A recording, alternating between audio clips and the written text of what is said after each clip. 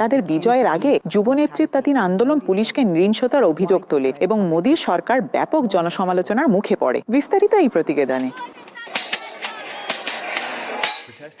ভারতে বিক্ষোভকারীরা কর্তৃপক্ষের সঙ্গে সমঝোতায় পৌঁছে তাদের আন্দোলন শেষ করেছে, যার ফলে ব্যাপক অস্থিরতা শান্তিপূর্ণভাবে সমাপ্ত হয়েছে। ভারতীয় পুলিশের সহিংসতা ও কঠোর নিরাপত্তা ব্যবস্থার মুখে আন্দোলন চলাকালে ককরোচ জনতা পার্টির সরকার তাদের দাবি মেনে নেওয়ার পর তাদের বিক্ষোভ প্রত্যাহার করে নিয়েছে। যুব নেতৃত্বাধীন আন্দোলন কর্তৃপক্ষকে প্রধান পরীক্ষাগুলোর অনিয়ম মোকাবিলায় ব্যর্থতার অভিযোগ তোলে এবং প্রধানের পদত্যাগ দাবি করে। একজন বিক্ষোভকারী বলেন, মন্ত্রীর পদত্যাগ একটা বিজয়, তবে এটি ভারতের রাজনৈতিক প্রতিষ্ঠান ও জবাবদিহিতা নিয়ে আরো বড় উদ্বেগের ইঙ্গিত দেয়।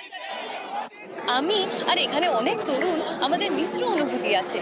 মানে আমরা খুশি যে উনি ধর্মেন্দ্র প্রধান পদত্যাগ করেছেন, কিন্তু জানেন তো এটা শুধু শিক্ষার বিষয় না, পুরো দেশ পুরোটা, জানেন তো, গণতন্ত্রের তিনটি প্রধান স্তম্ভ কার্যনির্বাহী, বিচার বিভাগ ও আইনসভা, এরা একে অপরকে নিয়ন্ত্রণ ও ভারসাম্য রাখার কথা, কিন্তু সবাই এতটাই দুর্নীতিগ্রস্ত। তরুণরা ভবিষ্যতের সিদ্ধান্তে লড়তে কতটা অটল তাই আন্দোলন দেখিয়েছে। ওনারা এখন কিভাবে প্রতিক্রিয়া দেখাবেন জানি না, তবে সরকার জানে বর্তমান প্রজন্মের সাহস আছে আর তারা কোনো অন্যায় মানবে না। এটা ভালো দিক। আমি শুধু মানুষের ওপরই আশা রাখি, সরকারের ওপর না। এই পদত্যাগ ২৪-এর পুনর্নির্বাচনের পর মোদি বিরোধী সবচেয়ে বড় তরুণ আন্দোলনের একটি সমাপ্তি ঘটালো।